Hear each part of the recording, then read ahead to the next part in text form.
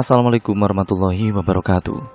Dan pada video kali ini saya akan kembali lagi membacakan suatu kisah misteri. Kali ini berjudul tentang sebuah kisah tentang santet Panarebung. Cerita kali ini datangnya ataupun ditulis dari Om Ras. Nantinya kalian juga bisa mengunjungi thread beliau secara langsung.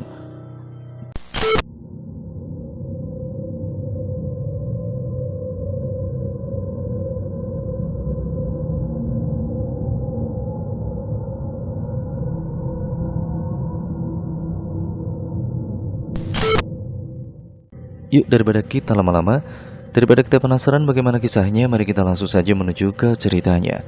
Perhatikan baik-baik karena ceritanya akan segera saya mulai. Namun sebelum saya mulai, subscribe dulu channel ini dan jangan lupa nyalakan tombol lonceng notifikasinya. Yuk, mari kita langsung saja mulai ceritanya.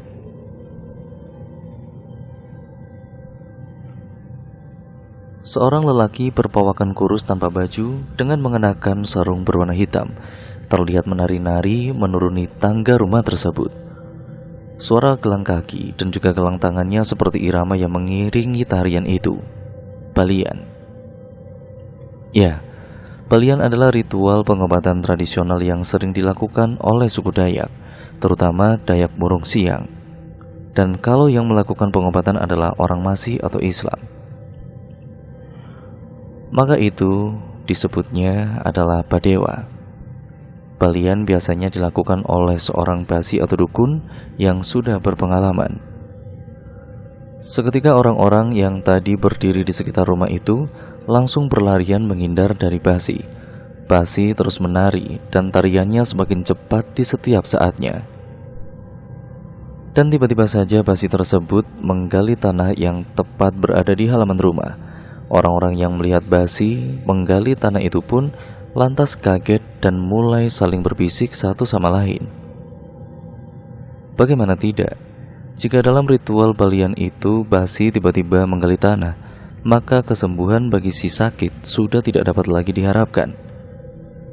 Kononnya itu pertanda bahwa si sakit akan meninggal dalam waktu dekat. Hembusan angin menerbangkan dedaunan di halaman rumah itu. Halaman yang tadinya bersih setelah disapu kini kembali berantakan.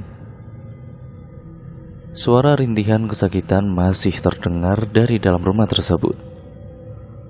"Aduh bu, sesak bu," rintih perempuan itu sambil terus memegangi perutnya yang besar.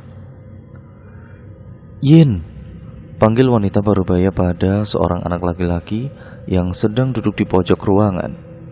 "Iya bu," jawabnya. "Cepat panggilkan Inai Patrick." Ibunya Patrick, ulang anak lelaki tersebut untuk meyakinkan pendengarannya tidak salah dengar.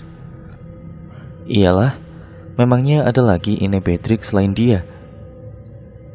"Aku takut bu, sudah tengah malam," ujar anak itu seraya menunjuk ke atas. Wanita parubaya yang dipanggil Inai atau ibu itu pun lantas menarik nafas panjang. "Kau tunggu di sini, biar ibu yang ke sana. Jaga kakakmu ya."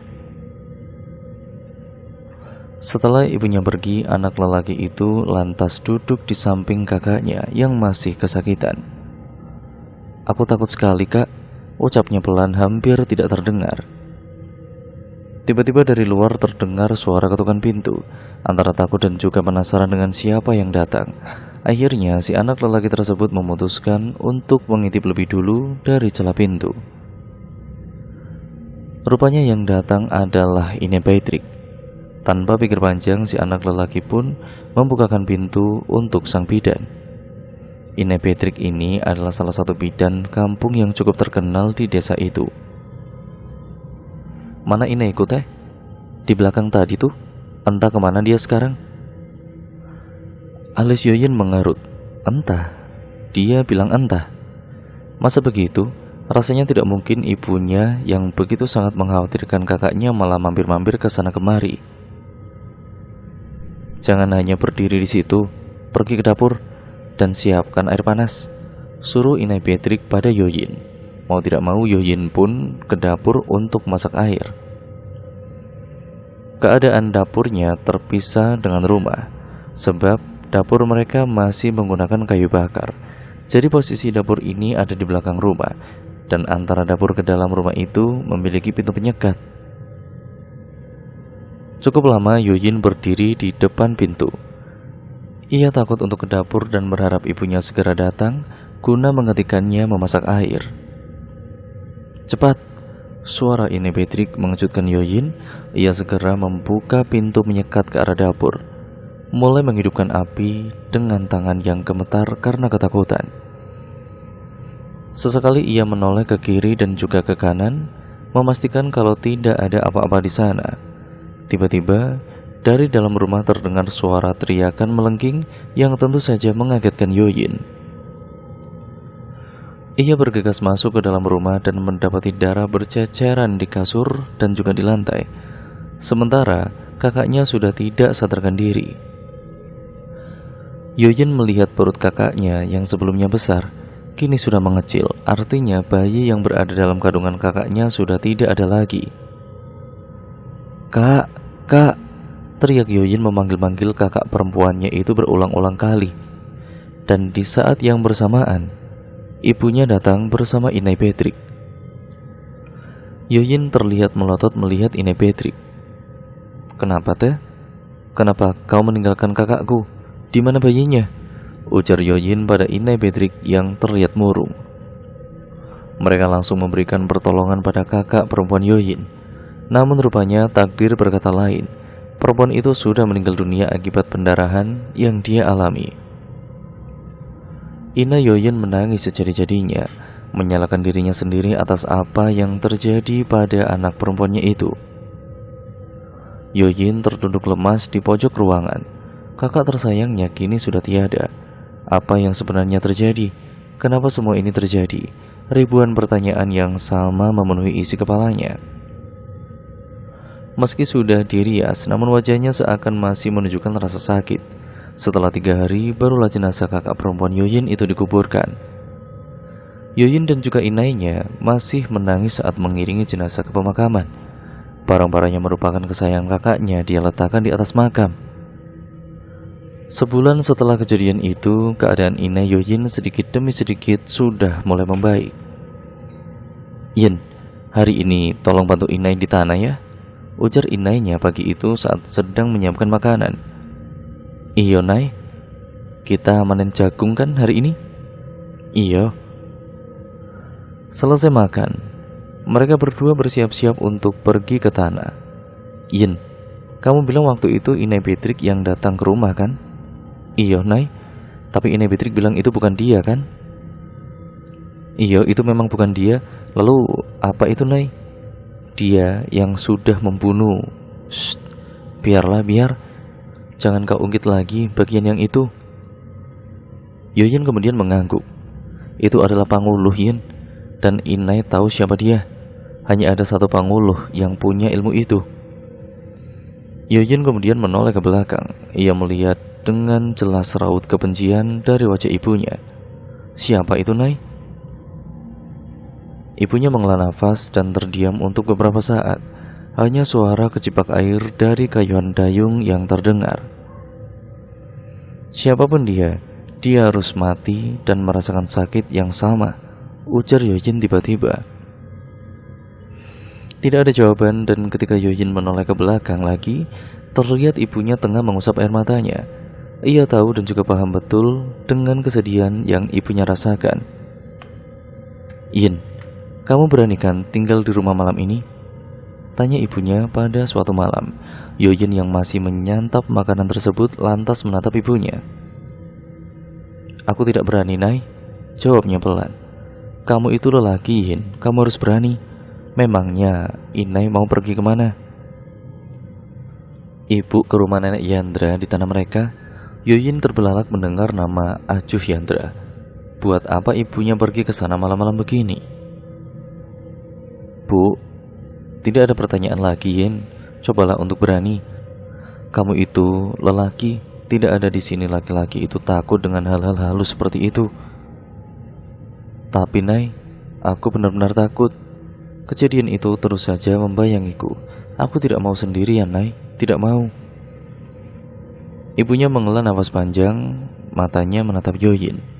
Baiklah, kamu boleh ikut, ucap Inai Yoyin akhirnya. Yoyin senang dan kemudian kembali melanjutkan makanannya. Masakan daging bulo, yaitu babi peliharaan bukan babi hutan, yang tadi itu diberikan Inai Marcel memang sangatlah enak. Sementara di tengah rumah, terlihat ibunya menyiapkan barang-barang untuk pergi. Memangnya kita ke sana mau berburu itu, Nai? Tanya Yoyin ketika melihat ibunya memasukkan berbagai macam barang aneh dan senjata tajam ke dalam ocong atau lanjung. Inai ke sana untuk membantu setiap prosesnya, Yin. Lagi-lagi Yoyin ini mengerutkan alisnya tanda tidak mengerti. Proses apa itu, Nai? Panah. Inai ingin dia merasakan kehilangan anggota keluarganya sama dengan apa yang sudah dia lakukan pada kita. Panah. Ibunya tidak lagi menjawab pertanyaan Yoyin. Jantung Yoyin berdegup dengan kencang, ia menggigit bibirnya. Bagaimanakah proses panah itu? Batinnya, dan kamu sudah siap? Iya, Nai, jawab Yoyin. Keduanya lalu berangkat dengan berjalan kaki. Karena tanah Aju Yandra berada 3 km di atas desa, malam itu gelap, tidak ada bulan maupun bintang di langit. Yoyin berjalan sambil memegang ujung baju ibunya saat mereka melewati jalan setapak yang berada di tengah-tengah kebun singkong. Karena takut, Yoyin kemudian memilih untuk berjalan sambil menutup mata, yang pada akhirnya membuat ia terjatuh karena tersandung akar pohon karet. Hal itu membuat ibunya marah dan kemudian mengancamnya akan meninggalkan Yoyin di sana jika berulah lagi. Setelah lumayan lama berjalan kaki, akhirnya mereka berdua sampai juga di rumah Aju Yandra. Rumah kecil di tengah tanah itu hanya diberi penerangan lampu pelita yang sangat-sangat redup. Saat pintu diketuk, terdengar suara serak seorang wanita tua dari dalam rumah yang menyuruh keduanya untuk masuk. Terlihat Ajuh Yandra ini sedang duduk dengan posisi kaki seperti orang jongkok. Sementara kedua tangannya tampak sibuk memilin-milin benda berserabut mirip sabut kelapa tersebut. Kau yakin dengan keputusanmu itu? Tanya Aju Yandra dengan tatapan tajam menatap Inai Yoyin. Saya sangat yakin orang itu harus merasakan rasa sakit yang sama seperti apa yang saya rasakan. Baiklah, aku akan membantumu, ujar Aju Yandra seraya beranjak berdiri. Wanita renta itu lalu mengambil kain hitam, lalu menggelarnya di lantai. Setelahnya, dia juga mengambil nyiru berisi beberapa wadah mirip botol yang berukuran seperti lengan bayi usia 1 bulan. Dan selain itu, di atas nyiru itu juga ada perapian. Letakkan semua benda yang kau bawa ke atas kain hitam itu, perintah Aju Yandra sebelum mereka keluar dari rumah. Suara riuh dari ayam yang ditangkap paksa membuat Yoyin terkejut. Aju Yandra kembali masuk ke dalam rumah dengan membawa seekor ayam hitam dan sebuah rebung di tangan lainnya.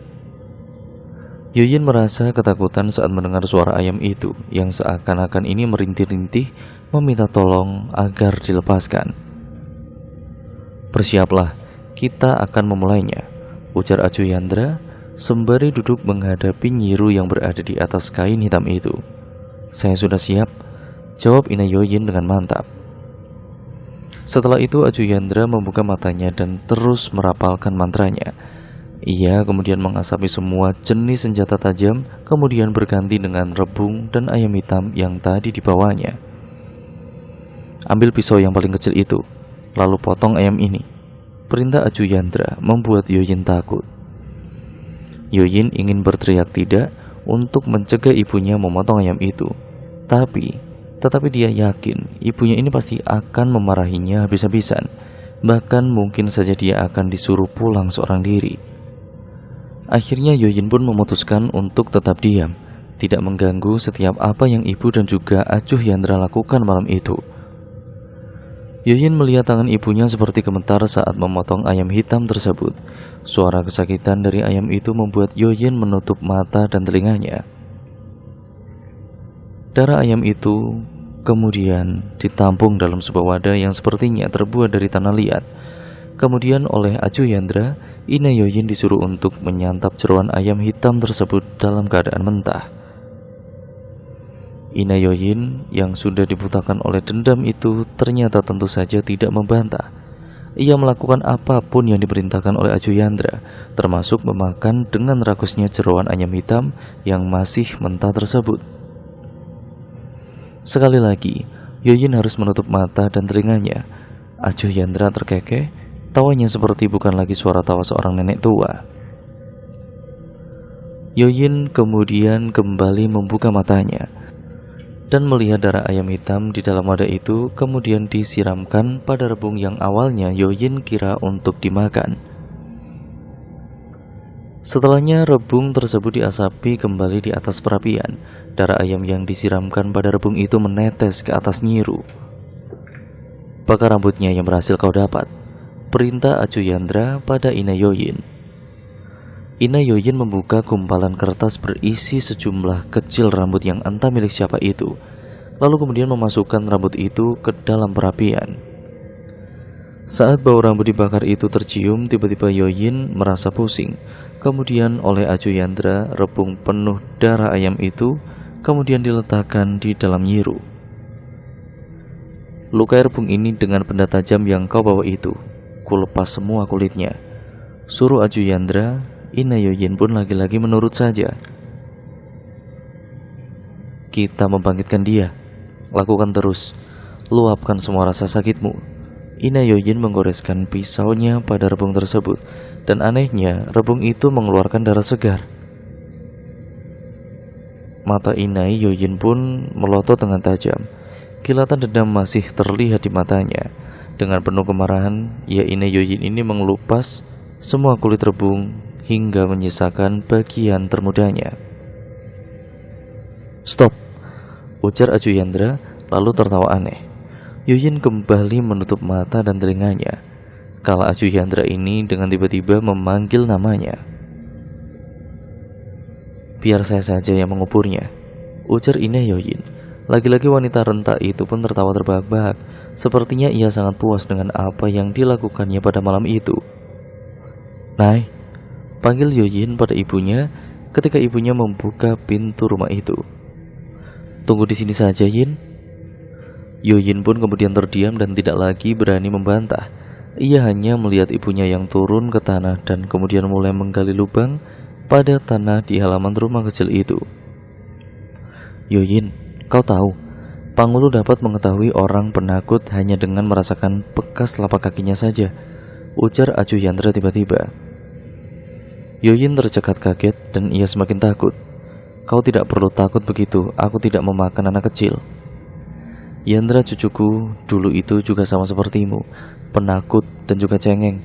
Tapi setelah dia berhasil melewati ambang kematian, dia berubah menjadi Yandra yang sekarang. Kamu mau menjadi seperti Yandra yang sekarang?" "Tidak, aku tidak mau, aku tidak mau," ujar Yoyin kemudian sesenggukan. Wanita renta itu lagi-lagi tertawa, tawanya menggema di dalam rumah kecil itu. "Ada apa, Yin?" tanya ibunya yang baru saja masuk ke dalam rumah. "Anakmu itu penakut sekali, sama seperti Yandra dulu," ujar Acu Yandra masih tertawa. "Bagaimana sekarang, Teh? Apa sudah selesai?" "Sudah. Lalu bagaimana selanjutnya, Teh? Apa yang akan dia rasakan? Kau akan melihatnya sendiri nanti." 3 hari kemudian Yoyin berlari masuk ke dalam rumah. Wajahnya terlihat panik. "Neh, ada kabar, Neh, ada kabar." "Kabar apa itu?" "Jesa, Nai. Jesa sakit aneh." "Oh iya, sakit aneh gimana?" "Entahlah, Neh, aku juga tidak lihat. Tapi kami tadi itu tidak diperbolehkan untuk masuk. Coba ini lihat sendiri saja ke sana." "Ya sudah, kamu tunggu di rumah ya. Itu di dapur, Ina lagi masak. Jadi nanti kalau airnya sudah menyusut, tolong angkat singkongnya ya. Jangan dibiarkan di atas tungku, nanti gosong," pesan ibunya sebelum pergi. Sesamanya di rumah keluarga Jesa, Ina Yoyin sempat termenung melihat keadaan Jesa. Bagian payudaranya memerah dan bengkak, sementara Jesa terus saja menggaruknya tanpa henti. Wajahnya terlihat menangis dan juga meringis kesakitan. Bibir Ina Yoyin bergetar. Sebuah senyum tipis tersungking di bibir itu. Kasihan sekali, sudah berapa lama begini? Tanya Ine Yoyin pada ibunya Jesa yang berdiri tepat di belakangnya. Sekitar 2 hari, katanya payudaranya gatal sekali. Sudah dilarang mantri untuk menggaruknya, tapi Jesa tidak nurut. Dia terus-terusan menggaruknya sampai menjadi begitu, jawab ibunya Jesa. Iya Jess, bagusnya jangan digaruk seperti itu, nanti malah makin parah. Tidak bisa teh, ini gatal banget, gatal sekali, ujar Jesa sambil menangis. Kata mantri Jesa, terkena apa? Tanya Ine Yoyin. Entahlah, dia bilang alergi. Oh, alergi. Ya biasanya itu karena salah makan atau karena sesuatu. Seperti saya waktu si Yoyin masih umur 2 tahun, pernah juga kena alergi seperti ini. Memang benar-benar gatal sekali. Obatmu dulu apa? Aduh, saya lupa. Tapi waktu itu saya juga minta obat sama mantri. Iya, Jesa juga dikasih obat, tapi tidak ngaruh, kata Jesa. Payudaranya tetap gatal, malah semakin bertambah gatal setelah diminumin obat. Mungkin karena obatnya belum habis. Saya dulu juga begitu kok. Setelah mengobrol sebentar, Ine Yoyin lalu pulang. Langkahnya sedikit dipercepat, dan ketika sampai di rumah, ia langsung mengemas barang-barangnya. Mau kemana, Nay? Tanya Yoyin yang duduk di depan pintu sambil memakan singkong rebus yang dicocol gula pasir. Kau tinggal di rumah ya? Inai mau ke tempat Acu Yandra. Yoyin mengangguk, lantas kembali melanjutkan makannya. Jangan kemana-mana ya Yin. Kalau ada yang nyari Inai, bilang saja Inai ke tanah. Iya Nai. Setelah Inainya pergi, Yoyin baru sadar akan sesuatu. Jangan-jangan Panguluh yang dimaksud Inai itu adalah keluarga Jesa, batinnya. Seketika badannya merinding. 2 hari berlalu, saat itu Yoyin tengah bermain bersama kawan-kawannya, yaitu di halaman rumah. Tiba-tiba datang seorang ibu-ibu memanggil nama ibunya Yoyin. Tampaknya ada sesuatu hal yang sangat penting. Saat ibunya keluar dari dalam rumah, terlihat ibu-ibu yang datang tadi langsung mengatakan sesuatu. Entah apa itu yang dikatakannya, sebab Yoyin ini sama sekali tidak bisa mendengar obrolan mereka yang terlalu pelan tersebut. Sebentar ya, aku main dulu, ujar Yoyin pada teman-temannya.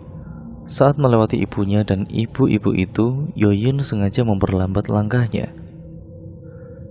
Payudaranya mereka, dagingnya mengelupas seperti Yoyin tidak lagi bisa mendengar perkataan mereka, sebab terhalang oleh dinding dan juga mereka semakin mengecilkan suaranya. Siapa yang dia maksud? Batin Yoyin saat Yoyin berjalan keluar. Ibunya dan juga orang itu seketika berhenti berbicara hingga Yoyin menjauh dari mereka. Ayo Yin, kali ini kau yang jalan, suruh temannya. Nay, ada apa sebenarnya? Siapa yang Ante tadi bicarakan? Kau ingat ritual tempo hari di rumah tanah milik Acu Yandra? Ingat? Orang itu sudah mulai merasakan akibatnya karena sudah membunuh kakakmu.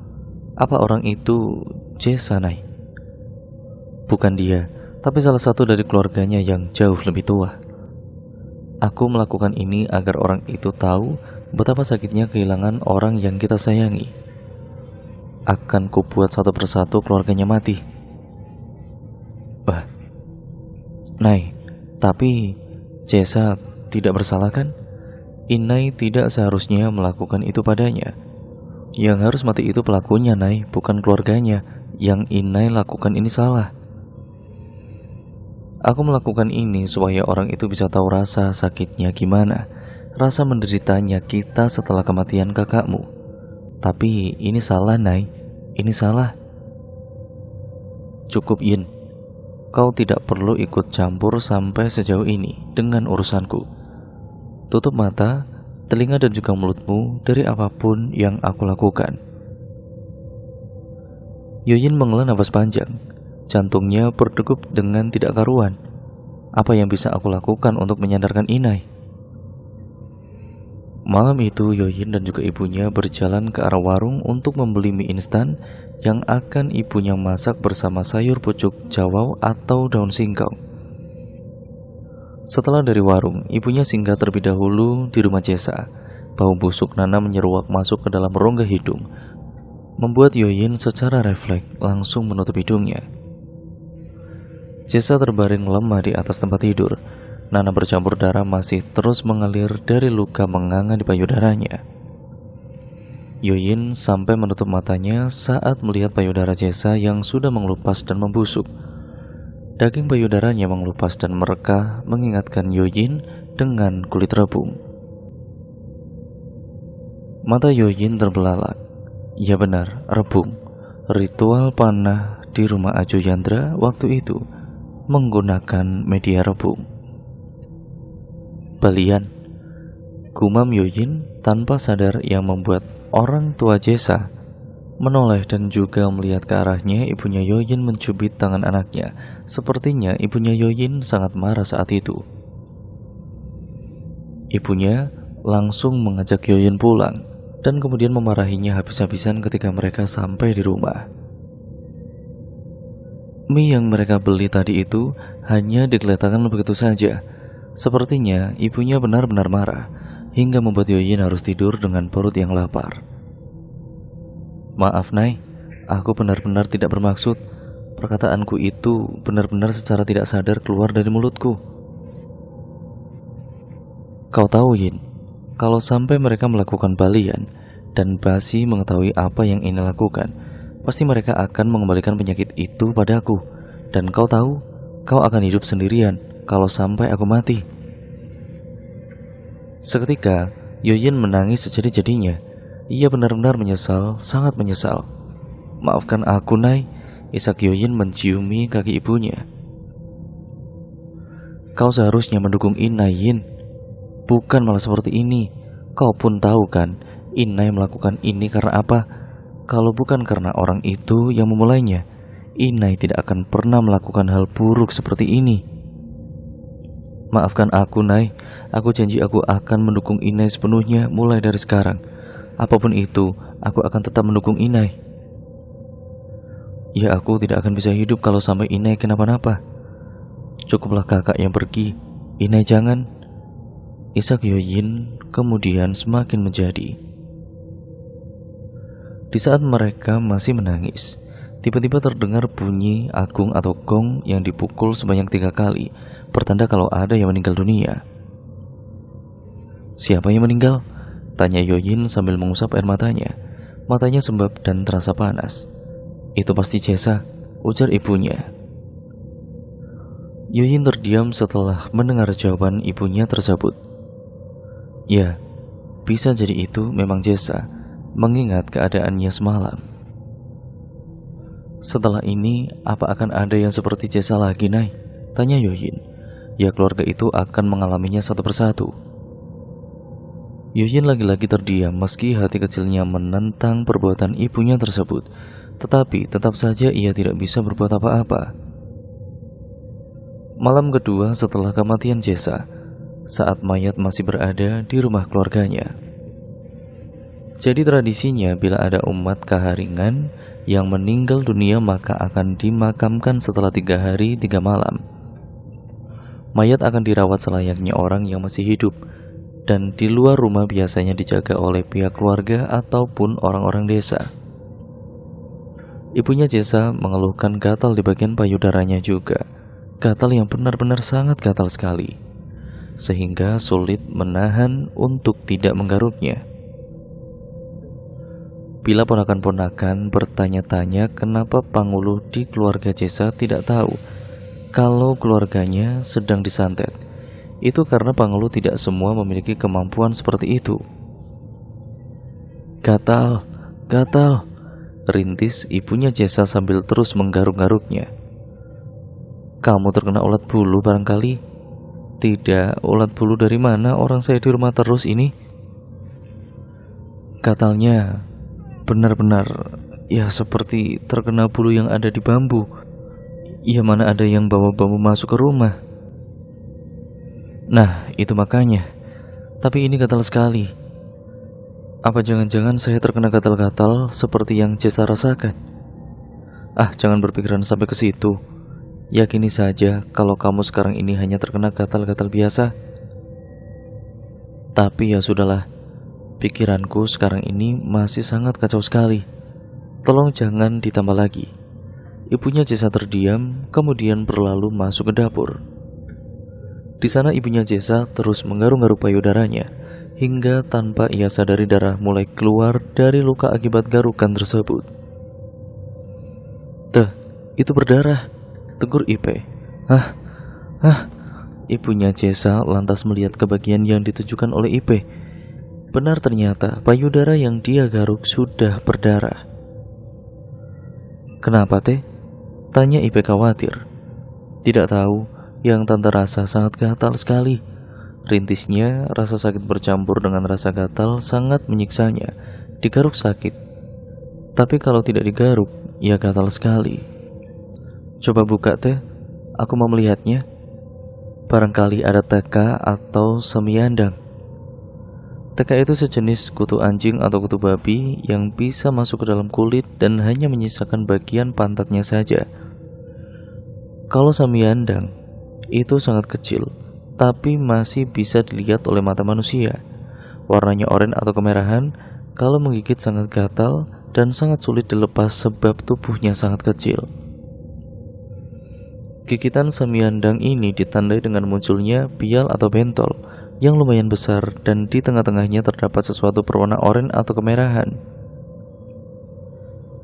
Ipe mengurutkan alisnya melihat payudara antenya yang sudah luka-luka seperti itu. "Aduh, Teh, ini benar-benar luka, Teh." Tiba-tiba ibunya Jessa terjatuh dan tidak sadarkan diri. Tentu saja itu membuat Ipe langsung berteriak histeris meminta tolong. Ine Yoyin yang baru saja tiba di sana langsung ikut berlari masuk ke dapur untuk melihat apa yang telah terjadi di sana.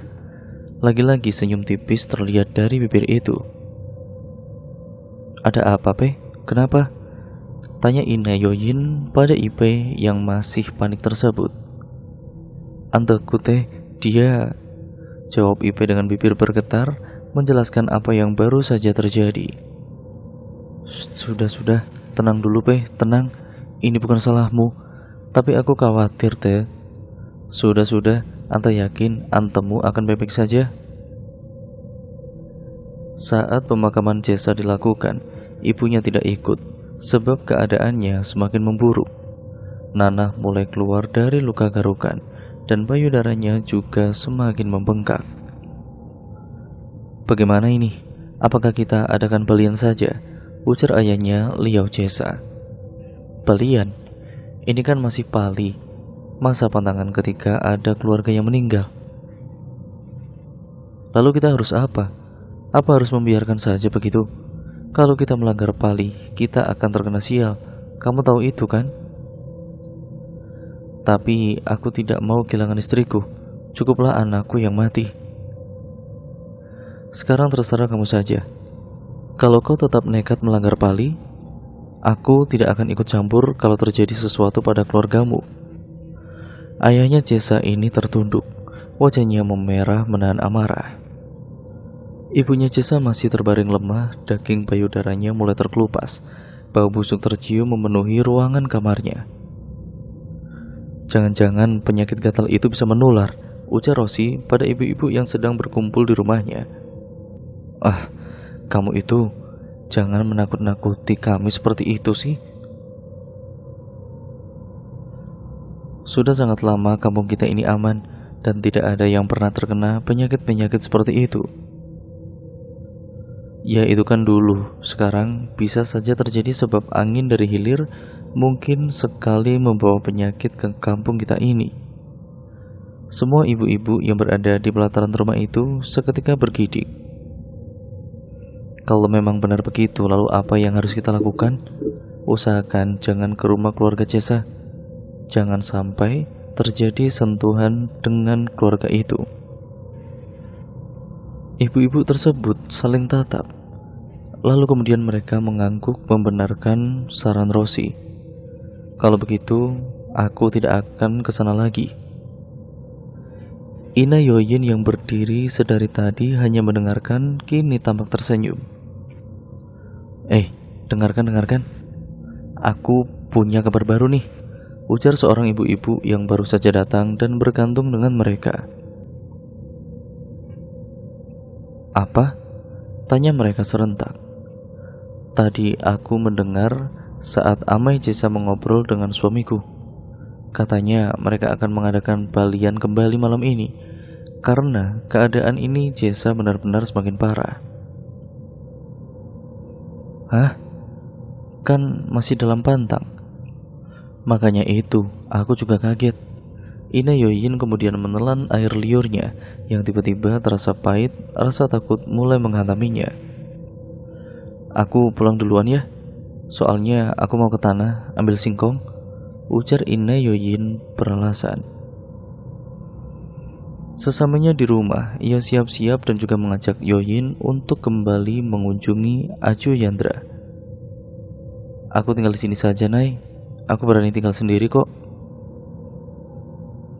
Tidak, Yin. Kamu harus ikut. Keluarga Jesa akan mengadakan balian malam ini. Mata Yoyin terbelalak. Jantungnya seketika berdegup kencang, perutnya pun tiba-tiba mulas. Di perjalanan itu, ibunya benar-benar tidak bicara sepatah kata pun. Ia terus berjalan sambil menarik tangan Yoyin. Singkatnya mereka akhirnya tiba di rumah Acu Yandra. Maaf teh, tadi saya mendengar kabar bahwa mereka akan mengadakan balikan malam ini. Kalau sampai Basi mengetahui saya pelakunya, mungkin saya akan mati kan teh? Hahaha, balian. Aku tidak yakin ritualnya akan berjalan lancar, sebab bagaimanapun mereka telah melanggar pali. Ante tahu kalau ya, tentu saja aku tahu. Malam itu ritual balian dimulai. Basi yang didatangkan dari desa sebelah terlihat sudah menari-nari mengelilingi Inai Jesa. Suara gelang kaki dan gelang tangannya beradu dengan suara terkanung serta agung yang terus dipukul-pukul. Terlihat Basi mengendus bagian tubuh Inai Jesa. Warna matanya berubah, pupil matanya memutih, mulutnya mengeluarkan suara yang tidak jelas. Tidak beberapa lama kemudian, Basi tersebut kembali menari dan juga anehnya, ia kini menuju ke arah luar rumah. Orang-orang yang tadi ramai menonton ritual balian itu lantas berlarian guna menghindari Basi. Basi terus menari, hentakan kaki dan juga gerakan tangannya semakin cepat, hingga pada akhirnya yang Basi terlihat menggali tanah di halaman rumah Inai Jesa. Orang-orang sedari tadi itu menyaksikan, lantas saling pandang satu sama lain. Ya bagaimana tidak? Karena biasanya pada hari ketiga lah roh yang memasuki bayi akan memperlihatkan ciri apakah si sakit bisa sembuh atau tidak. Tapi malam itu, yang merupakan masih malam pertama balian, Basi sudah menggali tanah yang berarti tidak akan ada kesembuhan pada Inai Jesa. Tapi malam itu, yang merupakan masih malam pertama kalian, Basi sudah menggali tanah yang berarti tidak akan ada kesembuhan pada Inai Jesa.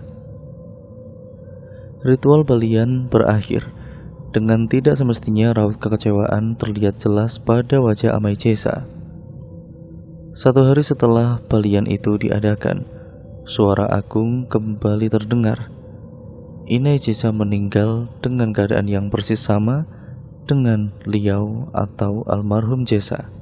Setelah ini siapa lagi, Nai? Tanya Yoyin sembari membuka kulit pisang dengan mudah. Ya, kita lihat saja, Yin, jawab ibunya yang sedang memasak nasi tersebut. Yin, pergilah ke warung, beli mie dan juga ikan kaleng. Wah, asik, kita makan enak hari ini, ujar Yoyin segera menghampiri ibunya. Di tengah jalan Yoyin ini dihadang oleh seorang nenek-nenek yang tidak lain merupakan nenek dari Liao Jesa. Mau kemana Yoyin? Mau ke warung beli mie? Jawab Yoyin sangat gugup seraya berusaha untuk tetap berhadapan dengan wanita tua itu. Sebab Pangulu sangat mudah memangsa targetnya jika si target membelakangi Pangulu. Maka dari itu, Yoyin pun tetap berusaha untuk terus berhadapan dan tidak memberikan celah bagi nenek Liao Jesa untuk melihat punggungnya. Duluan saja Yin, aku akan berjalan di belakang. Tidak, nenek duluan saja, kata inaiku. Tidak boleh yang lebih muda berjalan di depan orang yang lebih tua, jawab Yoyin dengan gugup. Awalnya, wanita tua itu sama sekali tidak mau berjalan lebih dulu. Namun, karena Yoyin yang tidak juga bergerak, mau tidak mau membuat nenek dari Liao Jesa itu pun berjalan lebih dulu. Yoyin, panggil seseorang dari belakang. Dan pada saat itu, si Yoyin ini menoleh. Terlihat Yandra berjalan menghampirinya. Melihat kedatangan Yandra, seketika nenek Jesa langsung mempercepat langkahnya. Kenapa? Tanya Yoyin. Tidak apa-apa, kau pasti takut dengan dia kan? Yoyin mengangguk. Yandra tersenyum lalu merangkul Yoyin. Dan kemudian mereka berjalan ke arah warung. Setelah ini, kamu mau kemana? Tanya Yoyin pada Yandra. Aku mau ke rumah Liao Jesa. Kau beranikan pulang sendiri? Yoyin lantas mengangguk. Nai, tadi aku bertemu nenek Jesa. Apa katanya? Tidak ada, tapi dia menyuruhku agar berjalan lebih dulu. Aku tidak mau karena ingat pesan inai, kalau jangan berjalan di depan orang yang bisa menjadi pangulu. Inai Yoyin menarik nafas panjang. Seluruh keluarga Jesa memang sudah menjadi pangulu Yin. Itu sudah turun-temurun. Makanya inai bilang jangan terlalu akrab dengan mereka. Memangnya apa keuntungan jadi pangulu itu, Nai? Tidak ada. Kelebihannya mereka hanya bisa berubah-ubah menjadi apapun yang mereka inginkan. Tidak bertambah kaya. Kau lihat keluarga Jesa itu kaya. Yoyin menggeleng. Lalu percakapan antara keduanya pun terhenti. Di rumah keluarga Jesa, tidak ada satupun keluarga dekat yang menunggu mayat di dalam rumahnya, selain Amai Jesa sendiri dan juga nenek Jesa. Sementara keluarga yang lain lebih memilih untuk diam di rumah masing-masing, agar tidak terkena bala dari pali yang dilanggar oleh Amai Jesa katanya. Tiba-tiba dari dalam rumah terdengar erangan kesakitan dari Amai Jesa. Orang-orang yang tidak diperbolehkan masuk tentu saja bertanya-tanya ada apa sebenarnya. Tidak diperbolehkan masuk sebab bukan bagian dari anggota keluarga. Termasuk Yandra, ia terlihat sangat penasaran dengan apa yang terjadi di dalam. Bagaimana ini? Ya, apa kita masuk saja atau bagaimana? Tanya Yandra dan kemudian, jangan, itu pali. Yandra menghela nafas panjang. Ia benar-benar penasaran dengan apa yang terjadi di dalam rumah. Tolong, tolong, rintih Amai Jesa dari belakang pintu rumahnya. Yandra lantas menaiki tangga rumah tersebut dan kemudian membantu mengangkat tubuh Amai Jesa yang sudah penuh darah. Ada apa ini, Mang? Tanya Yandra. Belum sempat menjawab, Amai Jesa sudah tidak sadarkan diri. Nenek Jesa melihat ke arah Yandra dan kembali masuk ke dalam. Saat baju Amai Jesa yang sudah sobek dan basah oleh darah itu kemudian dibuka, terlihat banyak sekali luka seperti sayatan di tubuhnya. Apa ini? Ujar orang-orang di situ bertanya-tanya. Yandra kemudian terdiam. Ia tahu ada yang tidak beres di situ, tapi apa? Entahlah. Malam yang seharusnya berjalan normal, sebagaimana biasanya saat mereka menjaga keamanan di rumah orang meninggal, tapi malam itu semuanya berbeda. Malam itu terasa sangat kacau sekali. Mereka takut, panik, dan bingung dengan apa yang terjadi pada Amai Jesa. Apa mungkin nenek Jesa yang melakukan itu? Tidak, dengan tubuh manusianya yang sudah rentak itu, nenek Jesa tidak akan bisa melakukan hal sebrutal itu pada Amai Jesa tentunya, yang terbilang mempunyai badan gagah dan besar. Saya akan panggil mantri, ujar Yandra mencegah suasana. Iya, cepatlah. Yandra berlari meninggalkan kerumunan orang di dalam tenda di halaman rumah tersebut. Sekitar 30 menit berlalu. Yandra datang bersama Bu Mantri. Saat Bu Mantri melihat luka dan juga banyaknya darah yang terus mengucur keluar itu, ia kemudian langsung mengatakan bahwa Amai Jesa harus segera dibawa ke rumahnya. Darah yang keluar dari luka-luka itu harus dihentikan. Tapi dia masih dalam masa pali, Bu, ujar salah satu warga yang ada di sana. Pali itu sudah dia langgar dari awal, jadi biarkanlah demi keselamatannya, kita bawa saja dia ke rumah Bu Mantri.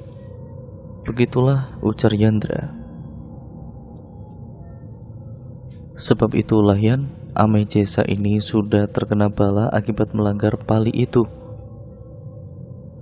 Setelah berdebat panjang lebar, akhirnya mau tidak mau mereka membawa Amai Jesa ke rumah Bu Mantri. Namun sayangnya, dengan peralatan yang terbatas itu, Amai Jesa tidak tertolong. Dia kehabisan darah. Agung atau gong kembali dipukul. Suara agung itu terdengar seperti musik yang indah sekali bagi Inayoyin. Ia kemudian sangat puas dengan kematian keluarga Jesa. Kini tinggal melihat kematian si pelaku utamanya. Namun hampir sebulan telah berlalu. Tidak ada yang terjadi pada nenek Jesa. Wanita tua itu tetap hidup dengan sehat.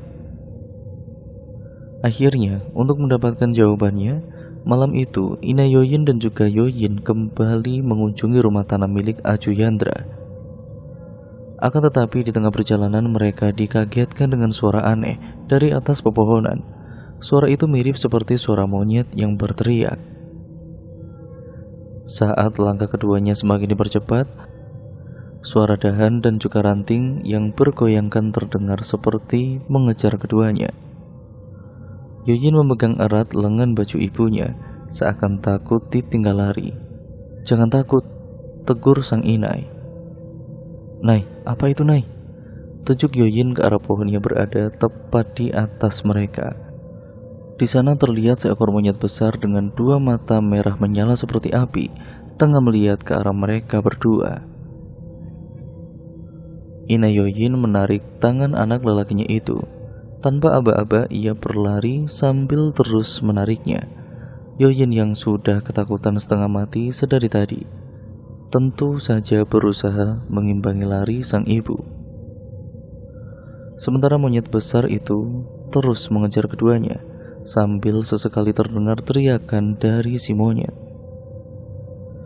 Saat keduanya masih terus berlari menghindari kejaran monyet tersebut, tiba-tiba Inayoyin menabrak seseorang yang lantas membuatnya terjatuh. Pegangan tangan mereka pun sampai terlepas. "Yin, Ante, Yoyin, kaukah itu, Ndra?" "Iya, Teh, ini aku, Yandra. Kenapa kalian ada di sini malam-malam begini? Ada penguluh pakei mengejar kami, Ndra." Mendengar itu, Yandra lantas menghidupkan senternya yang berada di atas kepala. "Mana tuh?" "Tadi ada, Ndra. Dia mengejar kami, makanya kami berlari sampai tidak sadar menabrak kamu tadi." "Sudah kabur sepertinya, tuh.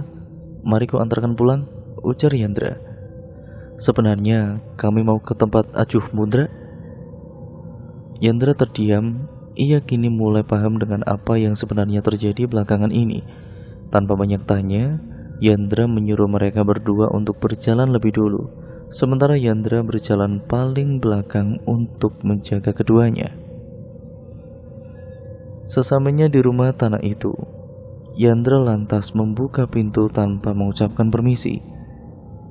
apakah semua keanehan di desa itu adalah perbuatan dari Ajuh? Tanya Yandra, tepat di dekat kuping wanita renta tersebut. Haha, Ajuh hanya membantu membalaskan dendamnya saja, itu saja. Yandra diam dan berhenti membahas masalah itu ketika Yoyin dan ibunya sudah masuk ke dalam rumah. Bagaimana rasanya dikejar Pangulu itu, Yin? Seru kan? Tanya Ajuh Yandra dengan terkekeh. Maaf teh, kira-kira yang terakhir itu kapan mati? Tanya Ina Yoyin tanpa peduli obrolan mereka didengar Yandra yang juga berada di sana. Sepertinya dia sudah tahu, sebab itulah dia mengejar kalian tadi. Jadi Pangulu yang mengejar kami itu dia. Iya. Kalau dia sudah tahu, artinya dia pasti akan terus mencoba membunuh kami kan? Bagaimana ini teh? Apa yang harus kami lakukan? Tenanglah, tidak usah takut. Santet yang kukirim tidak kembali, artinya santet itu masih mengitai dia dan akan menyerang di saat celah terbuka. Tapi sampai kapan teh? Saya sudah tidak sabar ingin melihat hasil akhirnya. Sabarlah, tidak akan lama lagi. Dari kejauhan terdengar suara teriakan monyet dan suaranya itu riuh sekali dan menggema di sekitaran rumah. Purulandra, kau suka dengan matanya bukan? Yandra kemudian menggeleng. Sepertinya aku cukup kenal dengan Pangulu itu. Dia punya pengaruh yang tidak main-main, Juh. Aku belum siap untuk berhadapan dengannya. Lagi-lagi Ajuh Yandra terkekeh. Suara tawanya benar-benar membuat Yoyin merasa tidak nyaman. Hari itu, saat Yoyin dan juga teman-temannya sedang bermain gasing di halaman rumah, mereka dikagetkan oleh kedatangan nenek Liao Jesa. Melihat kedatangan nenek Jesa tersebut, Yoyin lantas berlari ke dalam rumah dan mengajak ibunya untuk keluar melalui pintu belakang. Ina Yoyin yang sedang melipat pakaian tersebut tentu saja kaget karena Yoyin menariknya tanpa memberitahukan alasannya. Dia ada di luar sini, Nay, ujar Yoyin pelan. Yin, inaimu ada di dalamkah? Panggil nenek Liao Jesa. Mata Ina Yoyin terbelalak mendengar suara itu. Ina lekas keluar dan juga pergi ke rumah Ajuh Yandra, Nay, ujar Yoyin dengan bibir gemetar. Mata Ina Yoyin terbelalak mendengar suara itu. Ina lekas keluar ya dan juga pergi ke rumah Ajuh Yandra, Nay, ujar Yoyin dengan bibir gemetar. Ayo kita pergi, Yin. Tidak, Nay, aku akan menghalangi dia sampai tidak mengejar Inai. Jangan, kau tahu siapa dia bukan? Dikejar Pangulu tidak enak, Nay. Itu pengalaman yang buruk. Aku akan tetap di sini, di luar juga banyak teman-temanku. Suara langkah kaki yang masuk ke dalam rumah itu membuat Yoyin dan ibunya bergegas keluar dari dalam rumah melalui pintu belakang. Saat Yoyin kembali bergabung dengan teman-temannya, Ina Yoyin bergegas lari menjauh. Ia akan pergi ke rumah Ajuh Yandra. Yoyin, panggil nenek Jesa setengah berteriak di depan pintu. Oi, jawab Yoyin yang sudah berada di luar bersama teman-temannya. Inaimu mana?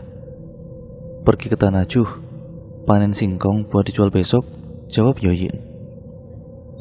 Mendengar jawaban Yoyin tersebut, nenek Jesa langsung bergegas pulang. Ia berjalan lurus tanpa menoleh kiri dan kanan.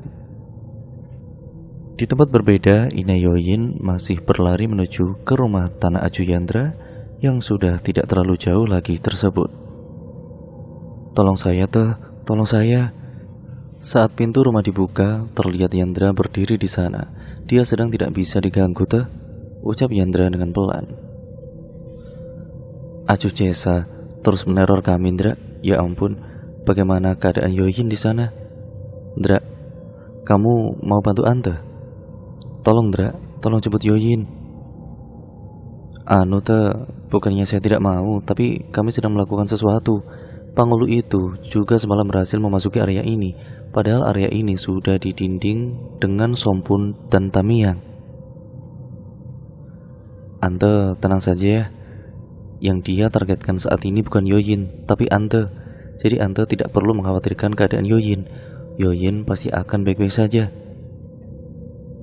Meski begitu, tetap saja perasaan Inai Yoyin ini masih gelisah. Memikirkan keadaan anak laki-lakinya itu, tiba-tiba terdengar Acu Yandra memanggil nama Inai Yoyin. Saat sudah dekat, Inai Yoyin seketika terkejut melihat Acu Yandra yang seperti bukan dirinya lagi. Matanya memutih dan suaranya terdengar lebih berat. Kau harus tuntaskan ini semua, akhiri, ujar Acu Yandra seraya memegang kepala Inai Yoyin. Tangannya terasa dingin seperti es batu. Sampai-sampai Inai Yoyin menggigil karenanya. Bagaimana caranya, Teh? Hadapi dia. Hadapi? Ndra, apa maksudnya ini, Ndra? Maksudnya, Acu Liau Jesa akan kemari. Dan saat itulah Ante hadapi dia langsung. Dengan mandau ini Ante lukai bagian tubuhnya. Dan pada lukanya itu Ante masukkan tanah, terserah tanah apapun yang ada di sekitar Ante. Dengan begitu Pangulu itu akan lemah dan tubuh manusianya akan terluka. Luka itulah yang akan membunuhnya, Teh. Tapi itu Pangulu, Ndra. Dia jauh lebih kuat daripada Ante, ucap Inai Yoyin terisak. Kini barulah rasa sesal itu ia rasakan. Aku akan bantu Ante. Ante tenang saja. Kalau kita bersama-sama, kita pastikan Ante. Kita pasti akan bisa, kan Ante? Inai Yoyin tertunduk. Ia tidak yakin akan mampu menghadapi Pangulu itu. Tapi setidaknya ada Yandra yang akan membantu. Akhirnya meski ragu, Inai Yoyin pun mengangguk menyetujuinya. Mereka bersiap-siap untuk nanti malam. Suara patiling mulai terdengar mendayu. Tanda mulainya pergantian sore menjadi malam. Inai Yoyin yang saat itu sedang duduk di depan pintu rumah tanah mulai merasakan jantungnya berdegup dengan kencang. Ranying Hatala selalu menyertai kita, Ante, ujar Yandra. Inai Yoyin menghela nafas panjang. Ia mengangguk menatap Yandra yang tersenyum. Sementara itu, Yoyin rupanya berada di dalam rumah salah satu temannya. Ia cemas memikirkan ibunya, sampai-sampai makanan yang diberikan oleh ibu temannya tersebut tidak dimakan sedikit pun. Makan lain, nanti kalau Inaimu sudah pulang, pasti dia akan mencarimu ke sini. Iya, Teh. Tapi tadi saya tidak bilang kalau akan menunggu di sini. Inaimu kan tahu kalau kamu sangat dekat dengan Ciancus. Jadi pasti dia tahu kalau kamu ada di sini. Yoyin mengangguk, lalu memakan makanan yang diberikan oleh Inai Ciancus tersebut dengan lahapnya. Dari kejauhan terdengar suara kerbau yang begitu nyaring. Ndra, dia datang dalam bentuk kerbau, Teh. Persiapkan mandaunya, ujar Yandra. Ante gugup, Ndra. Ante gemetar. Tenang, Teh. Tenangkan diri Ante. Anggap saja kita sedang berada di dalam acara tiwah. Inai Yoyin menarik nafas dalam-dalam lalu mengembuskannya. Ia melakukan itu secara berulang-ulang berusaha untuk menenangkan diri. Seekor kerbau dengan sepasang mata merah tepat berada 5 meter di depan mereka. Yandra berjalan lebih dulu dengan memegang Langge di tangannya. Langge adalah anak dari Mandau. Biasanya Mandau di tempat kami semuanya memiliki Langge. Ukurannya kecil dan memiliki gagang yang panjang. Bisa dibilang Langge lebih berbahaya ketimbang Mandau, sebab serangan dari Langge bahkan mampu menembus baju besi. Dan jika luka terkena Langge juga akan sulit disembuhkan, sebab Langge memiliki racun. Kerbau itu menatap Yandra yang berjalan ke arahnya. Seperti yang sudah diprediksi oleh Yandra sebelumnya, kerbau tersebut langsung menyerangnya. Beruntung Yandra dapat menghindari serangan itu dengan menaiki gundukan tanah yang cukup tinggi. Kerbau tersebut tentu saja tidak tinggal diam. Dia berusaha untuk naik dan di saat yang tepat Yandra langsung melompat ke atas tubuh kerbau itu. Ia menancapkan langgengnya tepat di bagian perut kanan. Langgeng masih tertancap ketika Yandra terpelanting dari atas tubuh kerbau tersebut. Ia mengerang kesakitan sebab kakinya mengenai batu besar yang berada di sana. "Ante, sekarang te!" teriak Yandra. Mendengar aba-aba dari Yandra, Ina Yoyin lantas berlari ke arah kerbau sambil berteriak nyaring. Mandau itu tampak mengkilat terkena cahaya kilat yang mulai menyambar. "Mati kau!" teriak Ina Yoyin sambil terus mengayun-ngayunkan mandaunya secara membabi buta. Namun serangan membabi buta itu hanya 2 kali mengenai makhluk itu. Selebihnya, mandau yang dipegang Ina Yoyin hanya menepas angin. Yandra mencoba bangkit untuk membantu Ina Yoyin. Karena luka yang disebabkan oleh langgeng milik Yandra tersebut, kerbau itu menjadi lebih lemah. Namun, ia tampaknya masih belum menyerah dan masih berusaha membunuh Ina Yoyin. Ina Yoyin berkali-kali terjatuh akibat ulah serangan si kerbau jadi-jadian. Dan saat Ina Yoyin masih terus diserang si kerbau itu, saat itulah Yandra mendekat dan menarik langgeng tersebut hingga membuat luka di tubuh kerbau itu semakin melebar. Seiring dengan rintik hujan yang mulai membasahi mereka, Yandra dengan cepat mengambil segenggam tanah dan dimasukkan tanah itu ke dalam luka menganga milik si kerbau. Ina Yoyin beranjak dengan teriakan disertai tangis. Ia menusukkan mandau ke bagian leher kerbau itu dan kemudian memasukkan sesuatu dari mulutnya ke dalam luka si kerbau. Merasa keadaannya sudah tidak memungkinkan, kerbau itu berusaha kabur dan berlari menjauhi Yandra juga Ina Yoyin. "Kau baik-baik saja, Yandra?" tanya Ina Yoyin berusaha membantu Yandra berdiri. "Apa yang tante masukkan pada lukanya tadi tuh? Sepasirih?" Acu Yandra menatap Ina Yoyin dan cucunya dengan bibir tersenyum. "Kalian hebat," ujinya. "Pangulu itu pasti terluka parah karena ulah kalian berdua. Ingat ya, kalian jangan sampai datang saat dipanggil Acu Jesa ke rumahnya, walaupun dia terus meminta kalian untuk menjenguknya. Karena kalau sampai kalian masuk ke rumahnya, dia pasti akan membunuh kalian berdua. Dia tidak akan mau mati sendirian," pesan Acu Yandra. Benar saja 3 hari setelahnya datang salah satu kerabat Acu Jesa yang menyampaikan bahwa Acu Jesa sangat ingin dijenguk oleh Ina Yoyin itu. Namun seperti apa yang sudah dipesankan oleh Yandra, Ina Yoyin tidak pernah mau menjenguk wanita renta tersebut.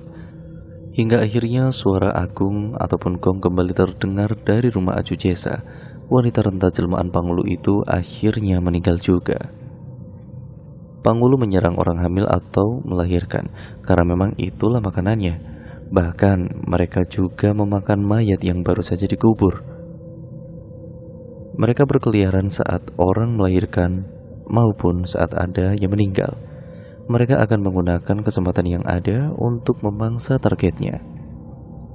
Mereka juga suka berkeliaran saat orang balian. Dengan menjadi pangulu, mereka mampu berubah wujud mereka menjadi apapun yang mereka inginkan. Ya bisa menjadi tumbuhan, hewan, ya apapun itu. Tapi tentunya menjadi pangulu tidak selalu beruntung. Apalagi kalau bertemu orang yang berani. Pangulu akan dihajar habis-habisan sampai terluka dan bahkan sampai mati. Di desa Om di pelosok Kalteng sana masih banyak orang yang menjadi pangulu. Hanya saja mereka berusaha untuk menyembunyikannya karena takut akan dihabisi oleh para penjudi yang mengincar mata mereka sebagai jimat perjudian. Dan cerita pun akhirnya selesai sampai di sini. Terima kasih untuk kalian yang sudah menyimak video kali ini. Jangan lupa like, komen, dan share sebanyak-banyaknya. Dan jangan lupa pula untuk kalian komen apabila ada kritik sarannya teman-teman. Jangan lupa untuk kalian subscribe juga channel ini. Nyalakan tombol lonceng notifikasinya agar kalian tidak ketinggalan video terbaru selanjutnya dari channel ini. Sekian dan terima kasih. Banyak sekali pembelajaran loh teman-teman yang dapat kita ambil dari cerita kali ini. Yang baik kita ambil, yang buruk seperti biasa kita buang jauh-jauh. Jadikan itu semua sebagai pembelajaran untuk kita semua, agar kita menjadi manusia yang jauh lebih baik lagi ke depannya. Sekian video ini saya akhiri. Kurang lebihnya mohon maaf. Sampai berjumpa di video selanjutnya. Wassalamualaikum warahmatullahi wabarakatuh.